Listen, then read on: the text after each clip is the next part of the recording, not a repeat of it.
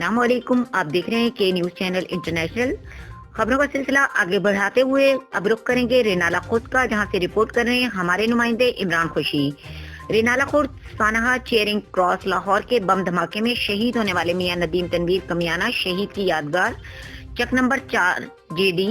رینالہ خرد کے شہیدوں کو خراج تحسین پیش کرنے اور ان کے لیے خصوصی دعائیہ تقریب میں معروف سماجی شخصیت سید ندیم جعفری الخدمت ویلفیئر